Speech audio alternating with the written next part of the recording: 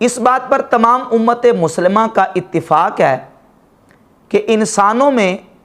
انبیاء کرام علیہم الصلوات و تسلیمات معصوم ہیں، گناہ صغیرہ سے بھی اور گناہ کبیرہ سے بھی۔ انبیاء علیہم الصلوات و تسلیمات کا گناہوں سے معصوم ہونا اس لیے ضروری ہے کہ انبیاء علیہم الصلوات و تسلیمات کی ذوات طیبات مستقلاً علی الاطلاق واجب الاطاعت ہیں۔ امتیوں نے انبیاء کی مستقل اطاعت کرنی ہوتی ہے۔ اگر نعوذ باللہ تعالیٰ نبی گناہ کرے صغیرہ یا کبیرہ تو امتی ان کی اطاعت کس طرح کریں گے؟ نعوذ باللہ اگر نبی گناہ کرے تو نبی تو وہ ہستی ہے جس نے اپنی امت کو برائی سے روکنا ہوتا ہے اور اچھائی کا حکم دینا ہوتا ہے۔ اگر نبی ہی خود گناہ کرے گا تو نبی اپنی امتیوں کو پھر گناہ سے کیسے روکے گا، اور نبی کا امتی نبی کی اطاعت کس طرح کرے گا؟ تو نبی کا گناہ صغیرہ سے اور گناہ کبیرہ سے معصوم ہونا یہ ضروری ہے۔ انبیاء علیہم الصلوات و تسلیمات پوری امت کے اتفاقی عقیدے کے مطابق یہ عقیدہ ہے کہ وہ گناہ صغیرہ سے اور گناہ کبیرہ سے معصوم ہوتے ہیں۔ اللہ رب العزت جل شانہ انہیں معصوم رکھتا ہے۔ یہ عقیدہ ہے اہل اسلام کا، اور اہل سنت و جماعت کا یہ عقیدہ اور نظریہ کہ انبیاء علیہم الصلوات و تسلیمات کے علاوہ غیر نبی وہ محفوظ تو ہو سکتے ہیں، بالخصوص صحابہ کرام، اہل بیت طہار، ائمہ کرام اور نیک اللہ کے متقی پرہیزگار بندے وہ گناہوں سے محفوظ ہیں، یہ لیے اللہ رب العزت جل شانہ انہیں محفوظ رکھتا ہے، لیکن وہ معصوم نہیں ہے۔ معصوم صرف انسانوں میں انبیاء علیہم الصلوات و تسلیمات ہیں، اور جو کسی غیر نبی کو معصوم مانے وہ اہل سنت کے عقیدے پر نہیں ہے۔ وہ کوئی اور تو ہو سکتا پر سنی نہیں ہو سکتا۔ اہل سنت کا یہ عقیدہ ہے، اہل سنت و جماعت کا اجماعی عقیدہ ہے کہ انسانوں میں صرف انبیاء علیہم الصلوات و تسلیمات معصوم ہیں، غیر نبی معصوم نہیں ہے۔ جو کسی غیر نبی کو معصوم مانے، چاہے وہ غیر نبی کتنے ہی بڑے سے بڑا اعلیٰ مرتبے کا اور اعلیٰ مقام کا ہو، اس کو اگر معصوم مانتا ہے وہ سنی نہیں ہے۔ اعلیٰ حضرت امام اہل سنت اشاع امام احمد رضا کا محدث بریلی رحمۃ اللہ تعالی اہل سنت کے امام ہیں، ان کا حوالہ میں ان لوگوں کے لیے پیش کرنا چاہتا ہوں جو کم از کم اپنے آپ کو اہل سنت کہتے ہیں۔ تو اہل سنت کے امام اس مسئلے کو واضح کرتے ہوئے فتاوی رضویہ اپنی کتاب جلد نمبر 14 صفحہ نمبر 187 پہ لکھتے ہیں کہ جس طرح اجماع اہل سنت ہے کہ بشر میں انبیاء علیہم الصلاۃ والسلام کے سوا کوئی معصوم نہیں، جو دوسرے کو معصوم مانے اہل سنت سے خارج ہے۔ اس بات پر اہل سنت کا اجماع ہے کہ جو غیر نبی کو، انسانوں میں غیر نبی کو معصوم مانتا ہے وہ اہل سنت کے عقیدے پر نہیں ہے۔ اور یہاں یہ بات بھی پیش نظر رہے کہ اہل سنت معتقدات اور نظریات کا نام ہے۔ اہل سنت کسی گلی محلے کا نام نہیں ہے کہ جو اس گلی میں یا اس محلے میں رہتا ہے وہ اہل سنت ہے، اور جو اس میں نہیں ہے وہ اہل سنت نہیں ہے۔ اہل سنت عقیدے کا نام ہے۔ اب ایک بندہ کسی بڑی سے بڑی کسی گدی کا سجادہ نشین کیوں نہ ہو، کسی بڑے سے بڑے مدرسے کا ناظم اعلیٰ، بڑے سے بڑے مدرسے کا محتمم کیوں نہ ہو، اگر اس کے عقائد و نظریات اہل سنت کے معتقدات کے مطابق نہیں ہیں تو گدی نشین ہونا یا مدرسے کا ناظم ہونا یہ اس کو کفایت نہیں کرے گا جب تک اس کے عقائد و نظریات اہل سنت کے معتقدات اور نظریات کے مطابق نہیں ہیں۔ تو یہ بات بالکل اہل سنت کے عقیدے میں واضح ہے کہ غیر انبیاء کو، ہم انسانوں میں غیر انبیاء کو معصوم نہیں مانتے، صرف انسانوں میں انبیاء علیہم الصلوات و تسلیمات کو معصوم مانتے ہیں۔ اب اس کے برعکس روافض کا نظریہ یہ ہے کہ وہ ائمہ اہل بیت کو، ائمہ کرام کو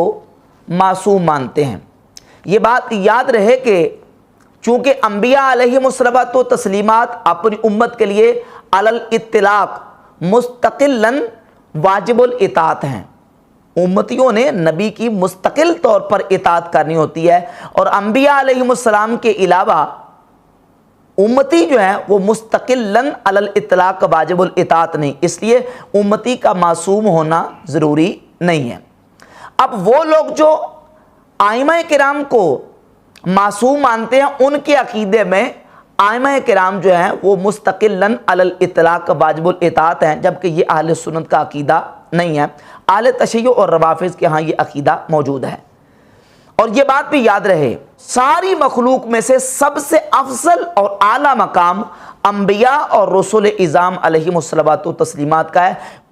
इस पर बहुत सारे आइमा की, हमारे अहले कलाम की और हमारे बड़े बड़े आइमा की तसरीहात मौजूद हैं। ये किताब है काजी अयाज मालिकी रहमतुल्लाह की अश्शिफा बेतारीफ़ हुकूक़िल मुस्तफ़ा, जिसकी जिल्द नंबर 2 सफ़ा नंबर 280 पर इमाम काजी अयाज रहमतुल्लाह ताला अलैह फरमाते हैं, लिखते हैं कज़ालिका नक़तउ बितकफ़ीर गुलात राफ़िदात फ़ी क़ौलिहिम, कहते हैं हम क़तई तौर पर उन गाली राफ़ज़ियों की तकफ़ीर करते हैं इस बात पर जो ये कहते हैं इन्नल आइमता अफ़दलु मिनल अंबिया, जो ये कहते हैं कि आइमा नबियों से अफजल है, इमाम नबियों से अफजल हैं, जो ये कौल करते हैं, इमाम काजी अयाज मालिकी रहमतुल्लाह फरमाते हैं हम क़तई तौर पर उन गाली राफ़ज़ियों की तकफ़ीर करते हैं। और आला हज़रत इमाम अहमद रज़ा खां मुहद्दिस बरेली रहमतुल्लाह अहले सुन्नत के इमाम फतावा रज़विया की जिल्द नंबर 14 के सफ़ा नंबर 262 पे लिखते हैं कुफ्र दुवम, गाली राफ़ज़ियों का दूसरा कुफ्र, लिखते हैं इनका हर मुतनफ़िस सैयदना अमीरुल मोमिनीन मौला अली कर्रमल्लाहु वजहुल करीम व दीगर आइमा ताहिरीन रिदवानुल्लाह ताला अलैहिम अजमाइन को हज़रात आलियात अंबिया साबिकीन अलैहिमुस्सलातो व तहियात से अफजल बताता है। और जो किसी गैर नबी को नबी से अफजल कहे बइजमाए मुस्लिमीन काफिर बेदीन है। जो किसी गैर नबी को नबी से अफजल मानता है वो पूरी उम्मत के नज़दीक वो मुसलमान नहीं है। और फिर आला हज़रत इमाम अहमद रज़ा बरेलवी रहमतुल्लाह अलैह ने अल-इलाम बिक़वातिल इस्लाम इमाम इब्न हजर मक्की रहमतुल्लाह अलैह की किताब और अश्शिफा बेतारीफ़ हुकूक़िल मुस्तफ़ा की शरह मुल्ला अली कारी रहमतुल्लाह की उसका हवाला दिया। इमाम अहमद कस्सलानी रहमतुल्लाह अलैह की किताब इरशादुस सारी शरह सही बुखारी की जिल्द 1 सफ़ा 175 के हवाले से लिखते हैं अन्नबिय्यु अफ़दलु मिनल वली वहुवा अमरुन मक़तूउम बिह वल क़ाइलु बिख़िलाफ़िही काफ़िरुन, कहते हैं कि नबी वली से बहर सूरत अफजल है और ये ऐसा क़तई अमर है जो इसका खिलाफ करता है हम उसकी तकफ़ीर करते हैं। लिअन्नहु मालूमुम मिनश्शरअ बिद्दरूरत, क्योंकि ये बात शरह से ज़रूरी तौर पर साबित है, यानी ये ज़रूरियत दीन में से है कि अंबिया अलैहिमुस्सलाम को औलिया से अफजल करार दिया जाए। नबी गैर नबी से बाहर सूरत अफजल है, जो किसी गैर नबी को नबी से अफजल करार दे। आला हज़रत ने भी लिखा, इमाम इब्न हजर मक्की हैतमी ने लिखा, इमाम अहमद कस्तलानी ने लिखा, मुल्ला अली कारी ने, काजी अयाज मालिकी रहमतुल्लाह अलैह ने, इस पर दर्जनों हवाले मौजूद हैं कि ये अकीदा ज़रूरियत दीन का अकीदा है। जो किसी गैर नबी को नबी से अफजल कहे उलमा ने उसकी तकफ़ीर की, और ये अकीदा ज़रूरियत दीन का अकीदा है, इसका इनकार ज़रूरियत दीन का इनकार है। अब जब ये बात बिल्कुल वाज़ेह है कि गैर अंबिया नबी के मकाम और उसके रुतबे उनके रुतबे तक नहीं पहुँच सकते, तो ये बात भी बिल्कुल वाज़ेह हो गई कि जो अल्लाह रब्बुल इज़्ज़त ने मुस्तकिल अलल इतलाक वाजिबुल इताअत चीज़ें रखी हैं वो दो हैं, किताबुल्लाह और सुन्नत रसूल सल्लल्लाहु अलैहि व आलिहि वसल्लम। यानी दो हस्तियाँ ऐसी हैं जिनकी अलल इतलाक मुतलक इताअत की जाएगी, अल्लाह की ज़ात और उसके रसूल सल्लल्लाहु अलैहि व आलिहि वसल्लम की ज़ात। बाकी जिनकी इताअत होगी, बाकी इताअतें भी वाजिब हैं लेकिन वो इताअतें मुस्तकिल इताअतें नहीं हैं। सहाबा इकराम की इताअत की जाएगी, वाजिब है। अहले बैत तहार की इताअत वाजिब है, वालिदैन की इताअत वाजिब है, उस्ताद की इताअत वाजिब है, अपने बड़ों की इताअत वाजिब है, अकाबरीन की इताअत हम पर लाजिम और ज़रूरी है। लेकिन ये तमाम इताअतें मुस्तकिल अलल इतलाक वाजिब नहीं है, बल्कि ये अल्लाह और उसके रसूल जल्ला जलालुहु व सल्लल्लाहु अलैहि व आलिहि वसल्लम की इताअत के मातहत हैं। ये मुस्तकिल इताअत नहीं है। मुस्तकिल दो इताअतें हैं, अल्लाह की इताअत और उसके रसूल सल्लल्लाहु अलैहि व आलिहि वसल्लम की इताअत। अब इसके बरखिलाफ रवाफिज़ का जो नज़रिया और अकीदा है वो ये है कि वो आइमा अहले बैत को मासूम मानते हैं। क्यों? इसलिए कि वो आइमा अहले बैत को ان کی اطاعت کو مستقل قرآن کی اطاعت کی طرح اطاعت قرار دیتے ہیں، جبکہ نہ یہ قرآن سے ثابت ہے، نہ یہ حدیث سے ثابت ہے، اور نہ ہی یہ بات ائمہ اہل بیت کے فرمودات اور ارشادات و تصریحات سے ثابت ہے۔ اور پھر آگے بڑی ہی عجیب بات یہ ہے کہ ایک طرف عصمت انبیاء اور دوسری طرف عصمت اہل بیت اور عصمت ائمہ کا جب یہ نظریہ پیش کرتے ہیں،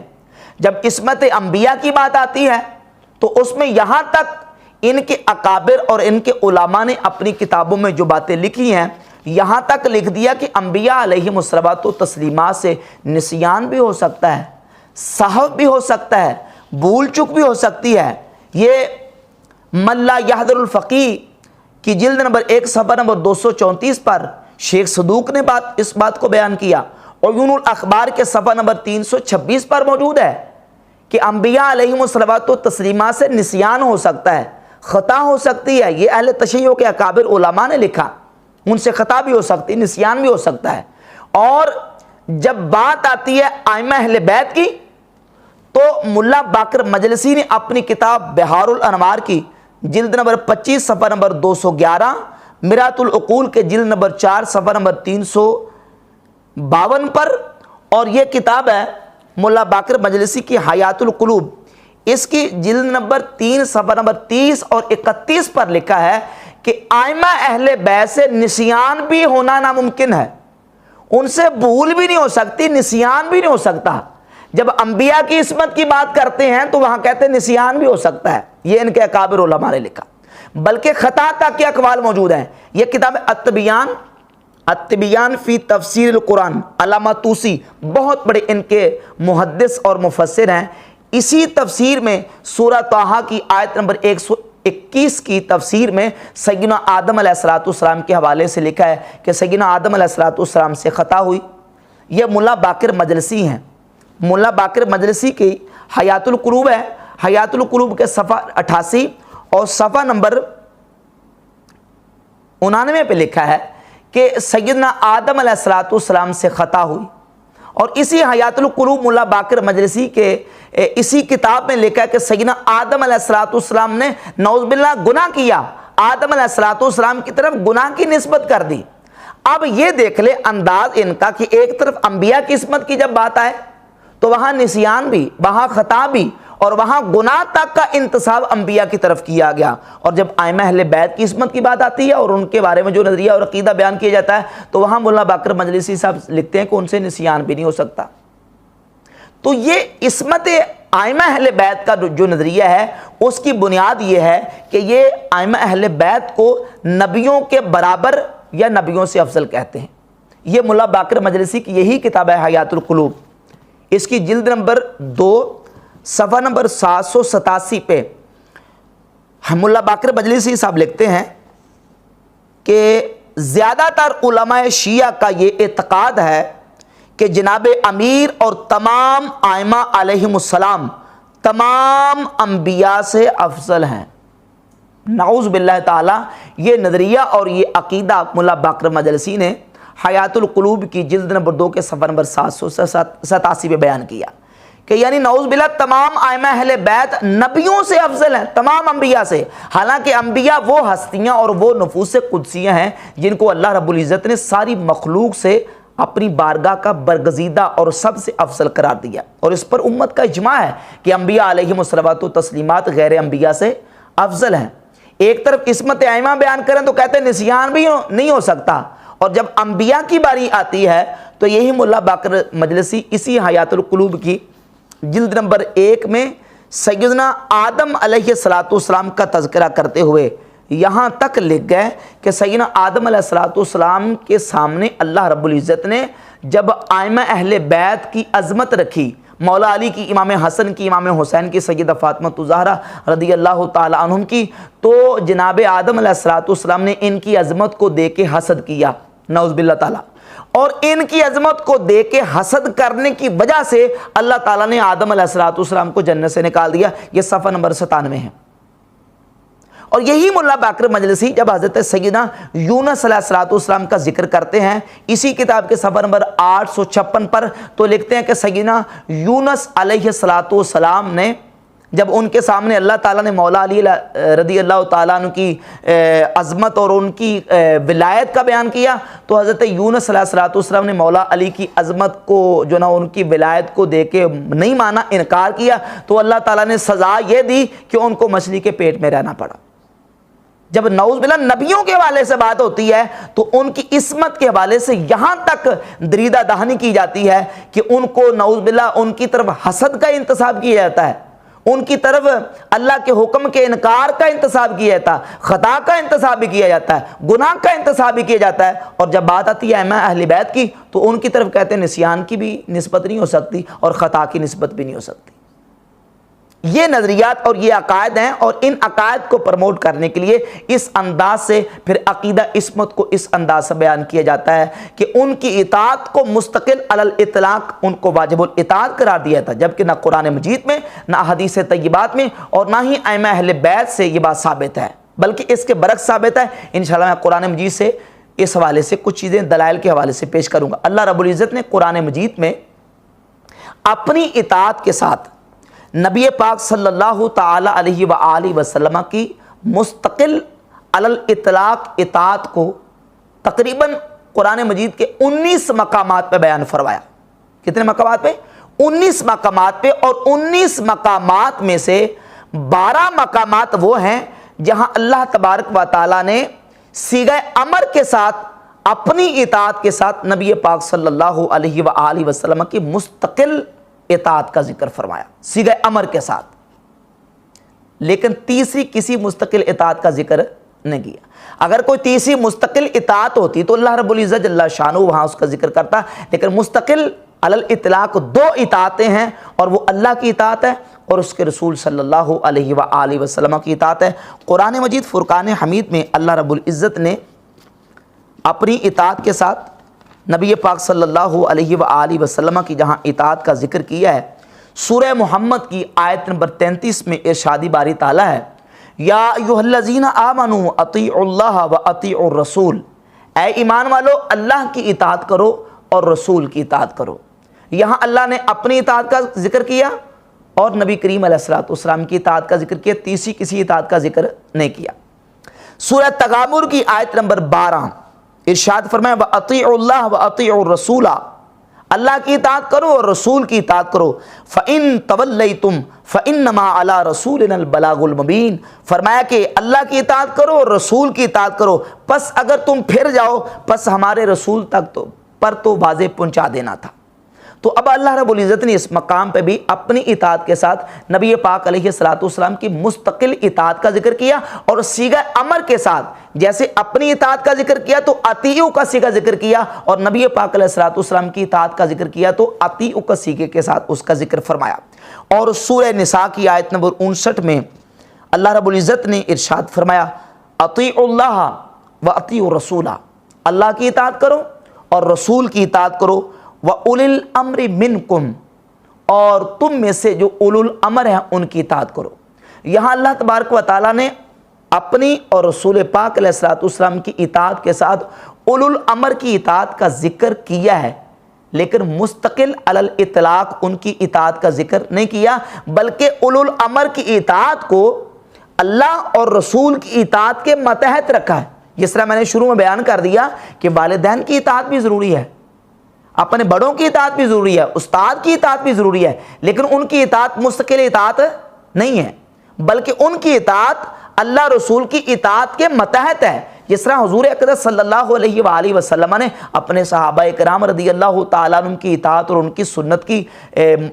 پیروی کا اور ان کی سنت کو لازم پکڑنے کا حکم دیا۔ سنن ابی داؤد میں 4607 نمبر صحیح حدیث ہے، اور اس کے علاوہ جامع ترمذی میں صحیح مسلم میں بھی اس کا ایک حصہ موجود ہے کہ نبی پاک علیہ السلام نے حکم دیا علیکم بسنتی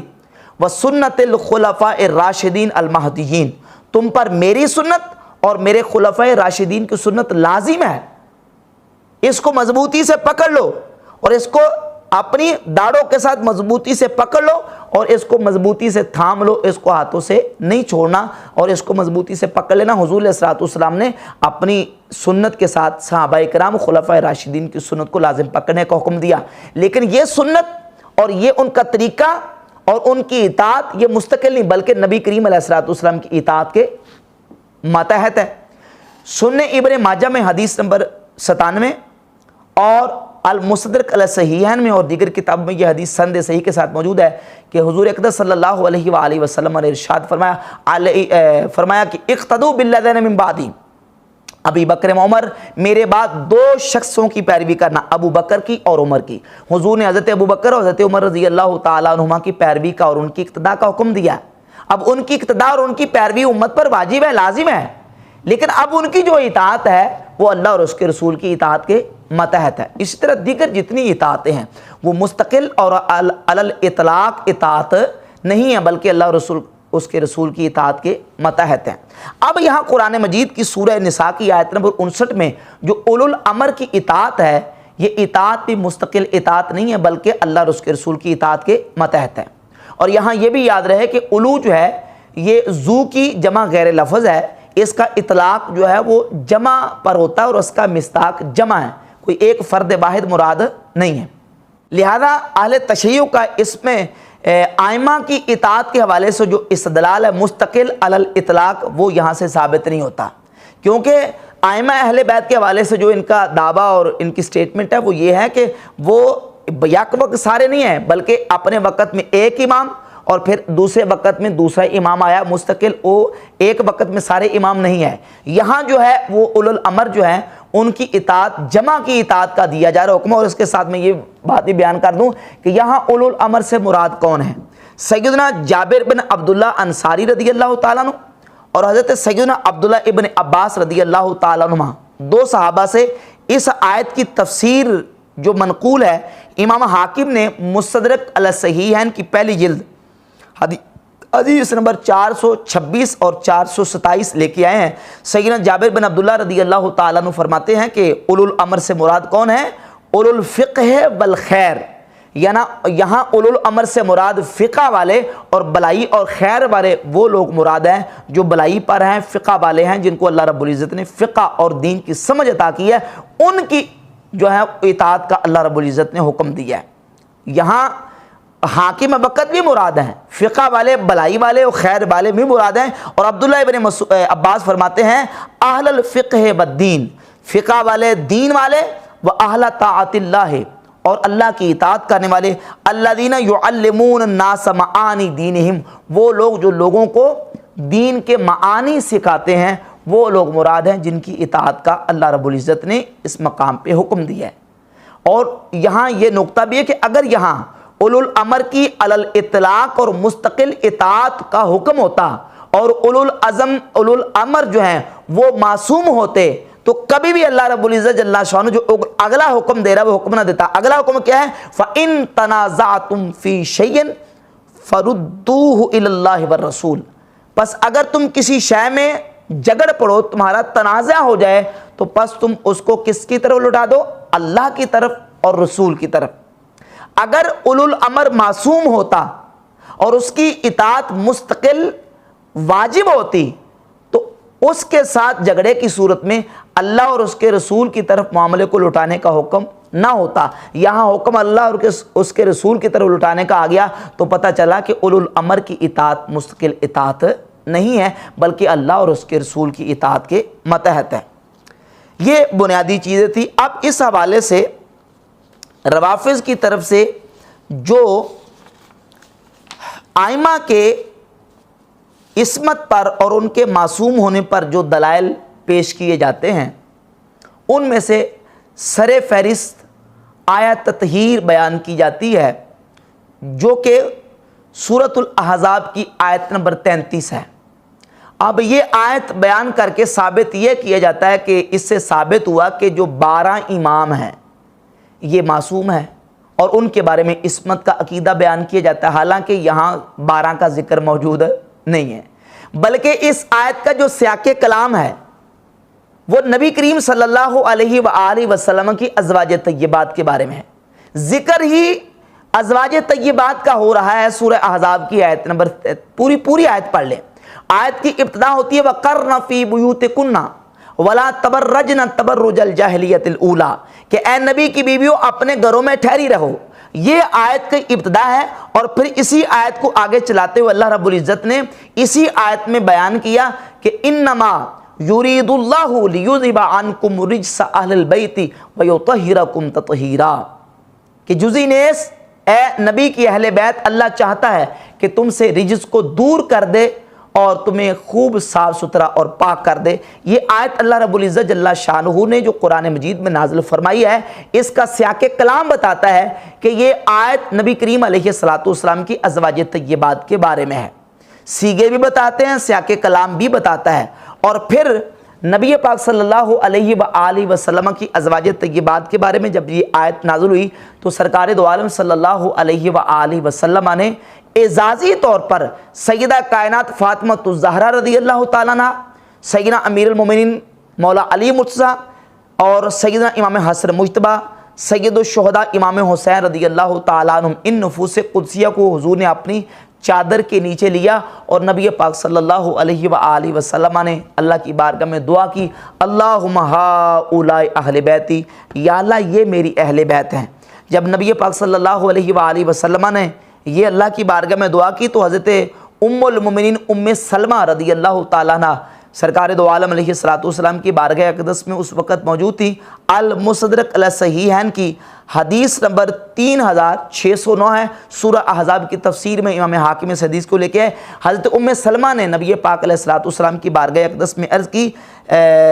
ما انا من اہل البیت، یا رسول اللہ کیا میں آپ کی اہل بیت میں سے نہیں ہوں؟ تو نبی پاک علیہ السلام نے فرمایا انکی اہلی خیر وہؤلاء اہل بیتی، فرمایا تو میری بہترین اہل بیت ہے اور یہ بھی میرے اہل بیت ہیں۔ تو نبی پاک صلی اللہ علیہ وآلہ وسلم کی اس فرمان سے اور قرآن مجید کی اس آیت کے سیاق کلام سے یہ بات بالکل واضح ہوتی ہے کہ سرکار دو عالم علیہ السلام کی ازواج طیبات اور یہ جو نفوس قدسیہ جن کو حضور نے اپنی چادر کے نیچے لیا تھا، ان کو حضور نے اعزازی طور پر اہل بیت میں جو نا وہ شمار فرمایا، یہ تمام اہل بیت ہے۔ تو کیا روافض جو عصمت کا عقیدہ اس آیت سے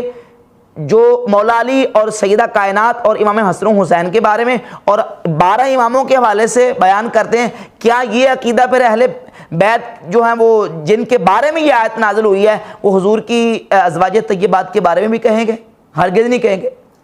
ہم بھی نہیں کہتے، عصمت کا عقیدہ ہم بھی جو ہے اس آیت سے نہ ازواج طیبات کے بارے میں ہم کلیم کرتے ہیں اور نہ ہی دیگر ائمہ اہل بیت کے بارے میں۔ ہم یہ کہتے ہیں اس میں ان کی عظمت ہے، ان کی شان ہے، عصمت کا عقیدہ اس آیت سے بالکل ثابت نہیں ہوتا۔ اسی سلسلے میں پھر آیت مودت بھی پیش کی جاتی ہے، اور آیت مودت کو بیان کر کے بھی اس سے یہ ثابت کیا جاتا ہے قُلْ لَا أَسْأَلُكُمْ عَلَيْهِ أَجْرًا إِلَّا الْمَوَدَّةَ فِي الْقُرْبَى، اس سے بھی ثابت ہو گیا کہ اہل بیت جو ہیں وہ معصوم ہیں اور ائمہ اہل بیت وہ معصوم، حالانکہ یہاں دور دور تک عصمت کا جو استدلال روافض کرتے ہیں اس کا کوئی ثبوت اس میں موجود نہیں ہے۔ اس کے علاوہ یہ بات یاد رکھیں کہ ایک ہے عظمت، شان، ان کا مقام، ان کا مرتبہ، ان کا کمال، بحمدہ تعالی اہل بیت طہار کی عظمت، ان کا مقام، ان کی رفعت، ان کی عظمت ہمارے دلوں میں اللہ کے فضل و کرم سے ان کی محبت کا سمندر ٹھاٹھے مار رہا ہے۔ لیکن جو چیز اور جو بات روافض ثابت کرتے ہیں اس آیت سے، آیت مودت سے عصمت وہ بالکل ثابت نہیں ہوتی۔ اس کے علاوہ جو دلائل روافض کی طرف سے علماء نے پیش کیے ہیں، ان کے علماء نے ان میں سے ایک دلیل حدیث ثقلین ہے جو کہ اہل سنت و جماعت کی کتابوں میں بھی موجود ہے، اور اس کے مختلف الفاظ مختلف کتابوں میں مجروح، مجہول اور ضعیف راویوں سے بھی موجود ہے۔ اس کا صحیح ترین جو ایک طریق ہے وہ صحیح مسلم میں 6225 نمبر ہے، حضرت سیدنا زید ابن ارقم رضی اللہ تعالیٰ عنہ صحابی رسول سے، وہ میں آپ کے سامنے رکھتا ہوں۔ اس طریق سے بالکل عقیدہ عصمت کا دور دور تک کوئی ثبوت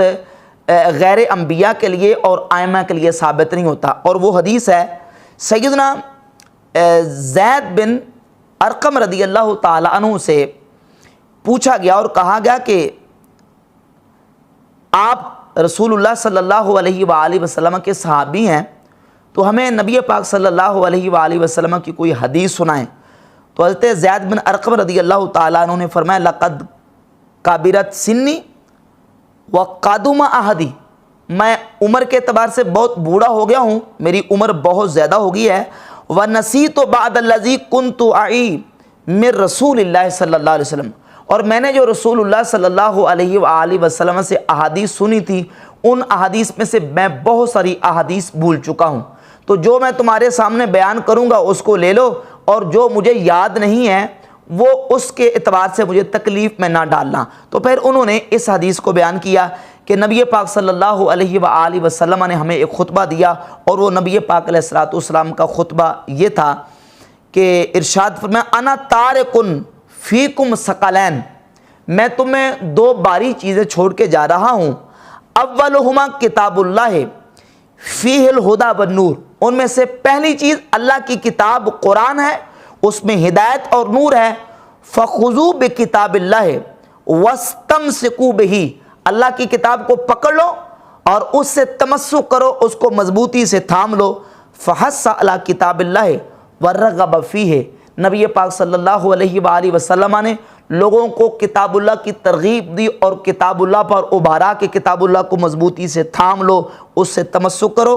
ثم قال واہل بیتی، اور پھر نبی پاک صلی اللہ علیہ وآلہ وسلم نے اپنی اہل بیت اطہار کے حقوق اپنی امت کے سامنے صحابہ کرام علیہم رضوان کے سامنے بیان کیے کہ ان کے حقوق کا لحاظ رکھنا، اور میری اہل بیت کے حوالے سے اللہ کا خوف رکھنا، میری اہل بیت کے حوالے سے اللہ کا خوف رکھنا، میری اہل بیت کے حوالے سے اللہ کا خوف اور اللہ کا ڈر دل میں رکھنا۔ نبی پاک صلی اللہ علیہ وآلہ وسلم نے اس انداز سے صحابہ کرام کے سامنے خطبہ ارشاد فرمایا۔ اب دو چیزیں جو حضور علیہ الصلوۃ والسلام چھوڑ کے گئے، ان میں سے پہلی کا ذکر حضرت زید بن ارقم رضی اللہ تعالیٰ عنہ نے کیا، وہ اللہ کی کتاب ہے، اس سے تمسک کرنا۔ تمسک کے اعتبار سے جس چیز کا ذکر کیا وہ کتاب اللہ ہے۔ کون سی چیز ہے؟ کتاب اللہ کے، کتاب اللہ سے تمسک کرنا، اس کو مضبوطی سے تھام لینا۔ اور دوسری چیز جو تمسک کے اعتبار سے نبی پاک صلی اللہ علیہ وآلہ وسلم نے بیان کی، امام مالک رحمۃ اللہ اپنی موطا کے صفحہ 363 پر، امام بہقی اپنی کتاب السنن الکبریٰ للبہقی اس میں بھی یہ حدیث لے کے آئے، اور امام حاکم المستدرک علی الصحیحین کی جلد نمبر 1 صفحہ نمبر 193 اور حدیث کا نمبر ہے 321 لے کے آئے کہ نبی پاک صلی اللہ علیہ وآلہ وسلم نے ارشاد فرمایا انی قد ترکت فیکم ما ان اعتصمتم بہ فلن تضلوا ابدا، بے شک میں تم میں چھوڑ کے جا رہا ہوں، اگر تم اس کو مضبوطی سے تھامے رکھو گے، فلن تضلوا ابدا، پس ہرگز تم کبھی گمراہ نہیں ہوگے۔ وہ کون سی چیزیں میں چھوڑ کے جا رہا ہوں؟ کتاب اللہ و سنت نبی صلی اللہ علیہ وآلہ وسلم، اللہ کی کتاب اور اس کے نبی صلی اللہ علیہ وآلہ وسلم کی سنت۔ تو جس کے تمسک کا حکم ہے اور جو علی الاطلاق امت پر جس کی اطاعت واجب ہے، وہ اللہ رب العزت جل شانہ کی کتاب قرآن مجید اور نبی پاک صلی اللہ علیہ وآلہ وسلم کی سنت ہے، اور نبی پاک صلی اللہ علیہ وسلم کی ذات اقدس ہے جو واجب الاطاعت علی الاطلاق ہیں اور مستقل جن کی اطاعت امت پر واجب ہے۔ اب وہ دو چیزیں ہیں، کتاب اللہ اور نبی پاک صلی اللہ علیہ وآلہ وسلم کی سنت۔ تو حدیث ثقلین میں بھی جس چیز کے تمسک کا اور علی الاطلاق جس کو واجب قرار دیا گیا ہے اور مستقلاً جس کی اطاعت امت پر واجب ہے، وہ قرآن مجید، فرقان حمید اور نبی پاک صلی اللہ علیہ وآلہ وسلم کی سنت ہے۔ تو اس حوالے سے یہ جو دلائل پیش کیے تھے عصمت کے حوالے سے، اس کا جواب بھی الحمدللہ میں نے پیش کر دیا۔ اور ایک کراچی کے شیعہ عالم ہیں، انہوں نے عصمت ائمہ پر ایک دلیل پیش کی ہے، اور وہ دلیل یہ ہے کہ دیکھیں عصمت ائمہ پر یہ دلیل ہے کہ نبی پاک صلی اللہ علیہ وآلہ وسلم نے مسجد نبوی شریف میں کھلنے والے جتنے صحابہ کے دروازے تھے وہ دروازے سب بند کروا دیے، اور صرف مولا علی رضی اللہ تعالیٰ عنہ کا دروازہ باقی چھوڑا۔ یہ دلیل ہے مولا علی رضی اللہ تعالیٰ عنہ کی اور ائمہ اہل بیت کی عصمت پر۔ حالانکہ عصمت جو ہے وہ 12 اماموں کے لیے مانتے ہیں، لیکن اس میں تو صرف مولا علی کا ذکر ہے، اور وہ بھی اگر آپ حدیث کو دیکھتے ہیں تو اب یہ اس حدیث کو سمجھیں کہ نبی پاک صلی اللہ علیہ وآلہ وسلم نے یہ حکم 2 مرتبہ ارشاد فرمایا۔ ایک مرتبہ جو حکم ارشاد فرمایا وہ تقریباً 4 یا 5 ہجری کے قریب تھا، نبی پاک علیہ الصلوۃ والسلام نے دروازے بند کرنے کا حکم دیا، اور ایک حکم جو سرکار دو عالم صلی اللہ علیہ وآلہ وسلم نے صحابہ کرام کو مسجد نبوی میں کھلے والے دروازوں کو بند کرنے کا دیا، وہ اپنے وصال اقدس کے بالکل عین قریب اپنے آخری ایام میں نبی پاک علیہ الصلوۃ والسلام نے حکم دیا، اور وہ صحیح بخاری میں 466 نمبر حدیث ہے، اور وہ حدیث ہے کہ سرکار دو عالم علیہ الصلوۃ والسلام نے فرمایا لا یبقین فی المسجد باب الا سدا، مسجد میں جتنے دروازے کھلتے ہیں وہ سارے بند کر دیے جائیں، کوئی دروازہ کھلا نہ رہے، الا باب ابی بکر، صرف ابو بکر صدیق کا دروازہ کھلا رہے۔ بھئی اگر دروازہ کھلا رہنا عصمت کی دلیل ہے تو یہ جو دروازہ نبی پاک علیہ الصلوۃ والسلام نے آخر میں کھلا رہنے کا حکم دیا، صرف ایک دروازہ، وہ جناب سیدنا ابو بکر صدیق رضی اللہ تعالیٰ عنہ کا دروازہ ہے۔ حالانکہ ہم اس کے باوجود بھی ابو بکر صدیق رضی اللہ تعالیٰ عنہ کے لیے عصمت کے قائل نہیں ہیں، کیونکہ ہمارا یہ عقیدہ ہے کہ ہم عصمت انسانوں میں صرف انبیاء علیہم الصلوۃ والتسلیمات کے لیے مانتے ہیں، کیونکہ ان کی جو اطاعت ہے وہ مستقل علی الاطلاق واجب ہے، اور انبیاء علیہم الصلوۃ والتسلیمات کے علاوہ باقی جو ہے امتیوں کی مستقل علی الاطلاق اطاعت اور ان کا تمسک وہ واجب نہیں ہے۔ تو اس حوالے سے جتنے دلائل وہ پیش کرتے ہیں وہ بالکل ان کی کوئی استدلال کی ان کی کوئی حقیقت نہیں ہے۔ اور اس سلسلے میں ایک شیعہ عالم نے حدیث ثقلین پر گفتگو کرتے ہوئے جو روایتیں پیش کی ہیں ان میں سے ایک جامع ترمذی کی روایت پیش کی ہے، اور جامع ترمذی کی روایت میں زید بن حسن ایک راوی مجرور راوی ہے، اور ایک طریق میں محمد بن فضیل راوی وہ مجرور راوی ہے، اور امامیہ راویوں میں سے ہے جو ہمارے ہاں ان کی روایت قابل قبول نہیں ہے۔ اس طرح مسند عبد ابن حمید سے ایک روایت پیش کی ہے جس میں یحییٰ بن عبد الحمید الحمانی وہ کٹر امامی اور رافضی راوی ہے، اس کی روایت بھی ہمارے ہاں قابل قبول نہیں ہے۔ اور مستد احمد ابن حنبل سے ایک روایت ایک طریق پیش کی ہے جس میں عطیہ اوفی الکوفی اپنے استاد ابو سعید الکلبی سے روایت کرتا ہے۔ یہ دونوں راوی اہل سنت و جماعت کے ہاں مجرور راوی ہیں، ان کی روایت ہمارے ہاں خصوصاً عقائد کے مسئلے میں تو بالکل حجت نہیں ہے، لہذا یہ دلائل جو پیش کیے جاتے ہیں عصمت آئمہ پر، ان کا یہ استدلال جو ہے وہ بالکل عصمت کے حوالے سے ہرگز قابل قبول نہیں ہے۔ اب آخر میں دو حوالے اس سلسلے میں آئمہ اہل بیت سے پیش کر دیتا ہوں۔ ایک حوالہ سیدنا امام جعفر صادق رضی اللہ تعالیٰ عنہ سے اصول کافی باب الاخذ بالسنہ سے، امام جعفر صادق رضی اللہ تعالیٰ عنہ فرماتے ہیں کل شیء مردود الی الکتاب والسنہ، ہر شے کتاب اور سنت یعنی قرآن مجید اور نبی پاک صلی اللہ علیہ وآلہ وسلم کی سنت کی طرف لٹائی جائے گی، جو قرآن اور سنت کے مطابق ہوگی اس کو قبول کیا جائے گا، اور جو قرآن اور سنت کے مطابق نہیں ہے اس کو قبول نہیں کیا جائے گا۔ اور سیدنا مولا علی مرتضیٰ شیر خدا کرم اللہ تعالی وجہ الکریم کا خطبہ، یہ کتاب ہے نہج البلاغہ، اہل تشیع کے ہاں بڑی معتبر اور مستند کتاب ہے۔ یہ 4 صدی میں شیخ شریف ردی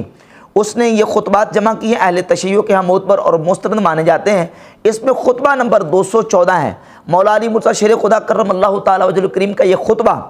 اہل تشیع کے ہاں جو نظریہ عصمت ہے انہوں نے ایک بنایا ہوا ہے، اس نظریہ عصمت کی بالکل سرے سے نفی کرتا ہے۔ مولا علی مرتضیٰ شیر خدا فرماتے ہیں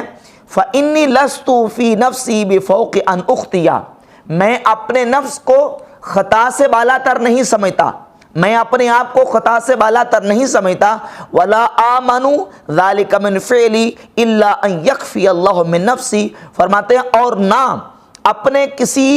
کام کو لغزش سے محفوظ سمجھتا ہوں، ایک تو اپنے آپ کو میں خطا سے بالا تر نہیں سمجھتا اور اپنے فعل کو لغزش سے محفوظ نہیں سمجھتا۔ یہ کہہ کر سیدنا مولا علی مرتضیٰ شیر خدا رضی اللہ تعالیٰ عنہ نے عقیدہ عصمت کی نفی کر دی کہ میں اپنے آپ کو معصوم نہیں سمجھتا۔ جب مولا علی اپنے آپ سے عصمت کی نفی کر رہے ہیں تو کسی اور دوسرے کے لیے پھر عصمت جو ہے اس کا ثبوت کس طرح ہو سکتا ہے؟ لہذا ائمہ اہل بیت سے بھی یہ بات بالکل صراحتاً ثابت ہے کہ وہ اپنے آپ سے عصمت کی نفی کرتے تھے، اپنے لیے وہ عصمت کا عقیدہ بالکل ہرگز قبول نہیں کرتے تھے۔